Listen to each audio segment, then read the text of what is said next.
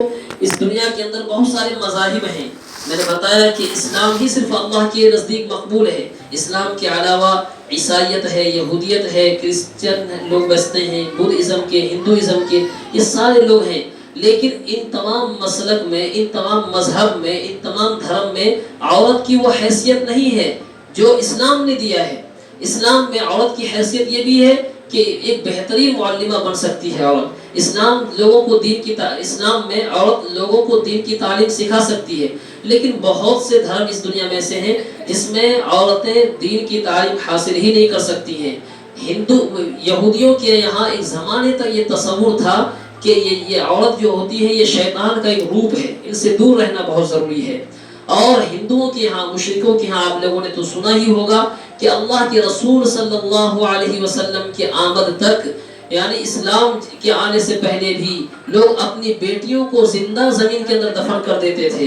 ایسے لوگ جن کی کوکھ میں اللہ بیٹی پیدا فرماتا تھا، جن کو یہ معلوم ہوتا ہے کہ ان کے گھر میں بیٹیاں ہوئی ہیں، وہ اپنی بیوی کو طلاق دے دیتے تھے، اپنی بیوی سے بات چیت نہیں کرتے تھے اور دور ہو جاتے تھے.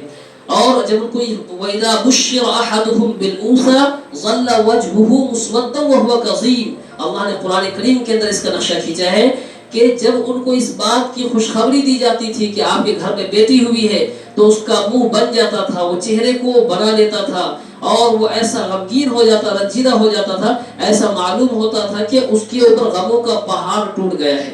حالانکہ ہوا کیا ہے، اللہ نے اس کی کوکھ میں بیٹی پیدا فرما دیا. پھر وہ اس طاق اور فراق میں رہتا تھا کہ لوگوں کی نظروں سے کیسے چھپ کر فوراً اس لڑکی کو لے جا کے زندہ زمین کے اندر دفن کر دے.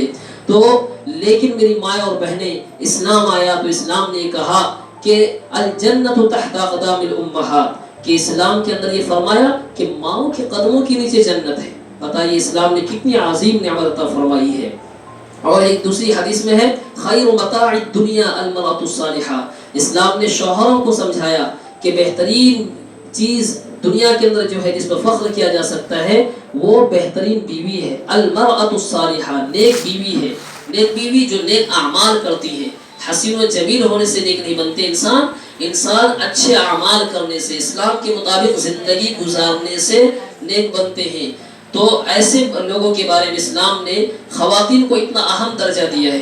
اس لیے میری مائیں اور بہنیں، ہمیں آپ کو جو ہے اپنے حیثیت سمجھنے کی ضرورت ہے، آپ کو اپنے کردار کو سمجھنے کی ضرورت ہے. آپ کا بہت اہم رول ہے اسلام کے اندر، بہت زیادہ اہم رول ہے.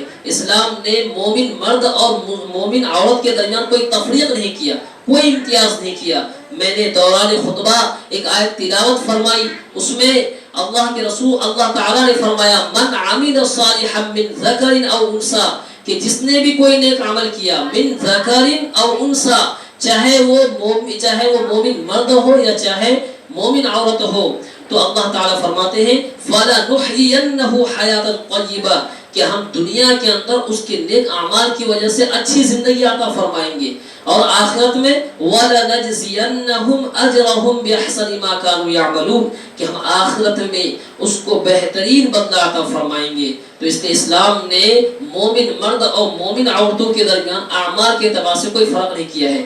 اگر کوئی مومن مرد 5 وقت کی نماز پڑھتا ہے، جتنا ثواب اس مرد کو ملے گا اتنا ہی ثواب اس عورت کو بھی ملے گا جو 5 وقت کی نماز پڑھتی ہے. اگر کوئی مومن مرد تہجد پڑھتا ہے، جتنا ثواب اس مرد کو ملے گا اتنا ہی ثواب اس عورت کو بھی ملے گا جو تہجد کی نماز پڑھتی ہے. اس لیے میری مائیں اور بہنیں، آپ اپنے کردار کو سمجھیے. اسلام کے اندر آپ لغو و فضول نہیں ہیں، آپ کی صرف ایک ایسی حیثیت نہیں ہے کہ ایک عورت ہے بس، نہیں، آپ کو دین کے اندر بہت اہم رول نبھانے کے لیے اللہ نے پیدا کیا ہے. اگر آپ غور کریں گے تو ہر کسی کامیاب مرد کے پیچھے کسی نہ کسی عورت کا کردار ہے، چاہے وہ ماں کی شکل میں ہو یا چاہے بہن کی شکل میں ہو یا چاہے وہ بیوی کی شکل میں ہو. آپ کو آپ کے سامنے 2-4 مثالیں رکھتا ہوں جس سے آپ کے سامنے یہ واضح ہو جائے گی کہ عورتوں کا عظیم مرد اور کامیاب مرد کے پیچھے کتنا اہم رول ہے. سب سے پہلی مثال اللہ کے نبی کریم صلی اللہ علیہ وسلم کی ہے. آپ لوگوں نے سنا ہوگا کہ حضرت خدیجہ رضی اللہ تعالی عنہا اللہ کے نبی صلی اللہ علیہ وسلم کی پہلی بیوی ہے. اللہ کے نبی صلی اللہ علیہ وسلم 25 سال کے تھے اور حضرت خدیجہ 40 سال کی عمر کی بوڑھی عورت تھی.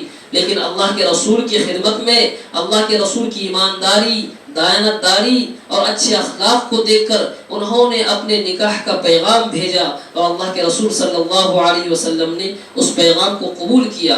اور آپ کو یہ بھی معلوم ہے کہ حضرت خدیجہ رضی اللہ تعالی عنہ اسلام لانے سے پہلے وہ مکہ کے اندر تاجر عورت تھی، وہ معزز عورت تھی، مالدار عورت تھی، اللہ نے ان کو بہت سارا مال و دولت عطا فرمایا تھا۔ وہ اپنی دولت لے کر، اپنے تجارت کا سامان لے کر لوگوں کو دوسرے فورن کنٹریز میں تجارت کے لیے بھیجتے تھے۔ اللہ کے رسول کے سامنے بھی پیشکش فرمائی تھی اور اللہ کے رسول صلی اللہ علیہ وسلم ان کے غلام کے ساتھ گئے بھی، لیکن آپ کے اچھے اخلاق کی وجہ سے خلاصہ یہ ہے کہ متاثر ہو کر نکاح میں آئے۔ تو آپ دیکھیے وہ حضرت خدیجہ رضی اللہ تعالی عنہ جب اللہ کے رسول صلی اللہ علیہ وسلم کی زوجیت میں آئی، باضابطہ آپ کا بیوی بن گئی، تو اس کے بعد اس نے اپنے تمام دولت کو اللہ کے رسول صلی اللہ علیہ وسلم کی خدمت میں ہدیہ کر دیا، تحفتاً پیش کر دیا۔ جی قانون سے بچے مولانا یہاں پہ بات کیجیے مولانا۔ تو میری مائیں اور بہنیں بھی یہ عرض کر رہا تھا کہ اللہ کے رسول صلی اللہ علیہ وسلم کی زندگی میں جب حضرت خدیجہ رضی اللہ تعالی عنہ آئی تو انہوں نے اپنے مال و دولت سے اللہ کے رسول کی مدد کی۔ اللہ کے رسول صلی اللہ علیہ وسلم جب کفار کے سامنے اسلام کی دعوت پیش کرتے تھے، وہ لوگ اللہ کے رسول کو دیکھ کر ہنستے، اللہ کے رسول کو ستاتے تھے، پریشان کرتے تھے، ایذا رسانی کرتے تھے، اللہ کے رسول کا دل دکھتا تھا۔ تو اللہ کے رسول جب گھر میں آتے تھے، حضرت خدیجہ رضی اللہ تعالی عنہ ان کو دلاسا دیتی تھی، ان کو تسلی کے کلمات کہتے تھے۔ بلکہ جب سب سے پہلی مرتبہ قرآن کریم کی آیت نازل ہوئی تھی تو اللہ کے رسول صلی اللہ علیہ وسلم بہت زیادہ گھبرا گئے، خوف زدہ ہو گئے۔ تو اللہ کے رسول صلی اللہ علیہ وسلم گھر میں آ کر اللہ کے رسول نے فرمایا زملونی زملونی زملونی کہ مجھے کمبل اڑا دو، میں بہت زیادہ گھبرایا ہوا ہوں۔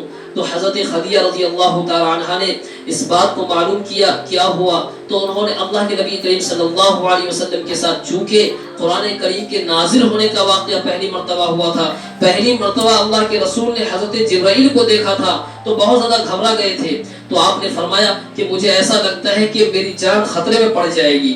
تو حضرت عائشہ نے تسلی کے کلمات کہے، وہ کلمات جو تاریخ کے سنہرے باب میں ہے۔ حضرت عائشہ نے فرمایا واللہ لا یخزیک اللہ، اللہ کی قسم اللہ تعالی آپ کو رسوا نہیں کریں گے۔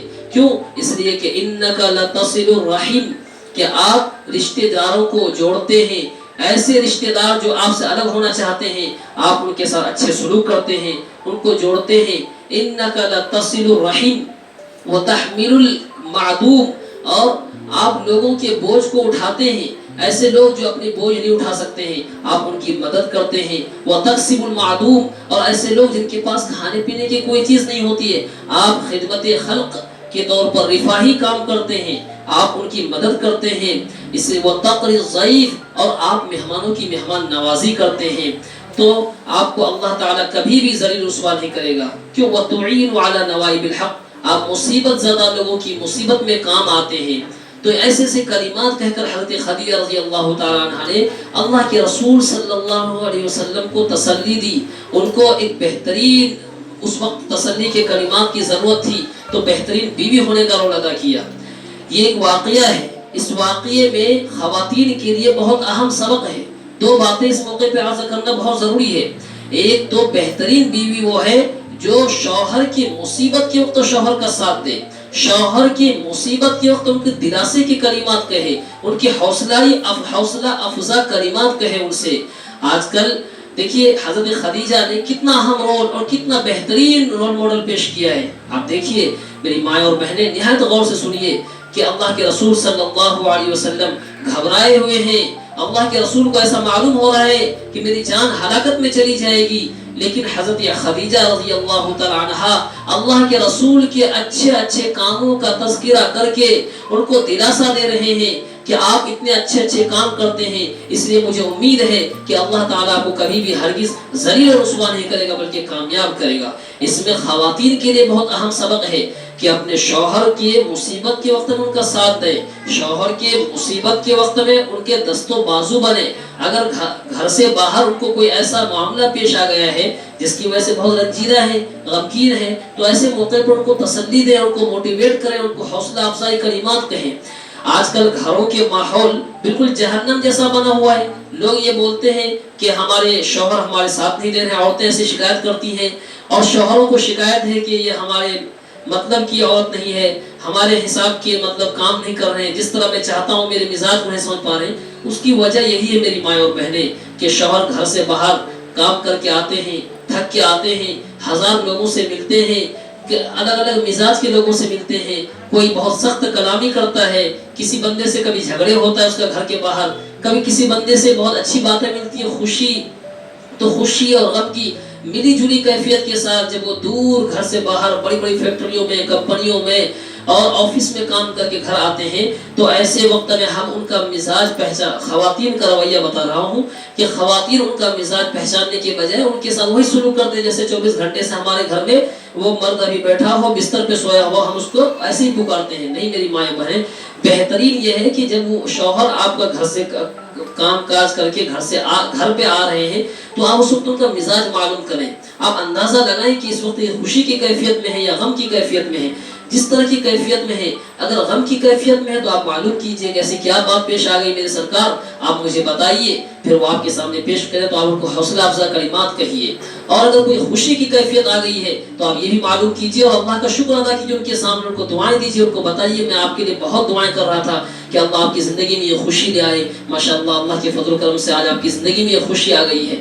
اگر یہ کیفیت بن جائے میری مائیں اور بہنیں تو یقیناً گھر کا جو ماحول جہنم بنا ہوا ہے وہ گھر کا ماحول جنت کی ایک مثال بن سکتی ہے اس دنیا کے اندر۔ تو یہ ایک اہم بات تھی جو اس واقعے میں نوٹ کرنے کی تھی۔ اور ایک اہم بات اور ہے اس موقع سے کہ دیکھیے اللہ کے رسول صلی اللہ علیہ وسلم اسلام لانے سے پہلے، نبی بنائے جانے سے پہلے ایسے کام کرتے تھے جو لوگوں میں بہت زیادہ پسند کیا جاتا ہے، اور آج بھی ان کاموں کو پسند کیا جاتا ہے۔ آج بھی ہمارے سماج میں ایسے لوگ جو رفاہی کام کرتے ہیں، غریبوں کی مدد کرتے ہیں، غریب بچی کی شادی میں مدد کرتے ہیں، غریبوں کو گھر بنا کے دیتے ہیں، بیواؤں کو پینشن دیتے ہیں، ایسے لوگ سماج میں محبوب ہوتے ہیں، لوگوں کی آنکھوں کا تارا ہوتے ہیں، اور لوگ ان کو دعائیں دیتے ہیں۔ اگر وہ انتقال کر جائیں تو کثیر تعداد میں لوگ ان کے جنازے میں شریک ہوتے ہیں۔ یہی رویہ ہمیں بھی اپنانے کی ضرورت ہے میری مائیں اور بہنیں کہ ہم لوگ بھی غریبوں کی مدد کریں، اور جو بیچارے کمزور ہیں ان کی مدد کریں، اور جو مہمان آتے ہیں مہمانوں کی مہمان نوازی کریں، اور جو فقیر آتے ہیں ان فقیر کو خالی ہاتھ نہ لوٹائیں، بلکہ ان کی حیثیت اگر ہمیں معلوم ہے تو اس کو خوب مدد کریں۔ اگر یہ معلوم ہے کہ غریب ہے، اور اگر ہمیں معلوم ہے کہ غریب نہیں ہے، مشتبہ آدمی ہے، کوئی بھی آ کے آج کل مانگ کے جا رہا ہے، اور بہت سے ہندو لوگ بھی مسلمانوں کے بھیس میں آ کر مانگ رہے ہیں، تو ایسے موقع پر ان سے ہمیں حکمت کے ساتھ درکنار کرنا ہے، حکمت کے ساتھ آنا ہے۔ ہمیں ان کو ڈانٹنا نہیں ہے، ان کو برا بھلا نہیں کہنا، ان کو ذلیل و رسوا نہیں کرنا ہے۔ کیوں؟ اس لیے کہ ہو سکتا ہے وہ حقیقت میں مستحق ہو، حقیقت میں وہ فقیر ہو، لیکن ہمیں اس کا علم نہ ہو، تو اس کے دل میں جو کیفیت ہوگی، دل سے جو بد دعا نکلے گی، وہ ہو سکتا ہے اللہ کے مظلوم کی بد دعا اللہ کے عرش کو ہلا دیتے ہیں۔ ہو سکتا ہے کہ اس کی ایک بد دعا، اس کی کچھ دلی رنجے کی کیفیت ہماری زندگی کو برباد کر دے۔ اس لیے میری مائیں اور بہنیں، یہ بھی ایک چیز ہے کہ ہم سماج میں غریب اور مظلوم لوگوں کا سہارا بنیں۔ اس واقعے میں ایک اہم سہارا یہ ہے۔ اور ایک دوسرا واقعہ حضرت عمر رضی اللہ تعالیٰ عنہ کے اسلام لانے کا واقعہ ہے۔ آپ میں سے ہر ایک شخص حضرت عمر رضی اللہ تعالیٰ عنہ کی زندگی سے واقف ہیں اور جانتے ہیں کہ حضرت عمر رضی اللہ تعالیٰ عنہ کی زندگی اسلام کے لیے کتنی عظیم ترین زندگی تھی، اسلام کا کتنا اہم فرد تھا حضرت عمر رضی اللہ تعالیٰ عنہ۔ حضرت عمر وہ شخص ہے جس کو اللہ کے رسول صلی اللہ علیہ وسلم نے اپنی دعاؤں میں مانگا ہے، اپنی دعاؤں میں اس بات کو مانگا ہے کہ اللہ حضرت عمر بن خطاب کے ذریعے سے یا عمر بن ہشام کے ذریعے سے اسلام کو تقویت دے، اسلام کو عزت دے، اسلام کو قوی کر دے اور طاقتور بنا دے۔ اللہ کے رسول صلی اللہ علیہ وسلم کی یہ دعا قبول ہوئی اور حضرت عمر رضی اللہ تعالیٰ عنہ اسلام لائے۔ حضرت عمر رضی اللہ تعالیٰ عنہ کے اسلام لانے کی وجہ سے اسلام کو اتنی شان و شوکت عطا ہوئی کہ لوگ حضرت عمر کے اسلام لانے سے پہلے حضرت عمر رضی اللہ تعالیٰ عنہ 40واں نمبر کے مسلمان ہیں.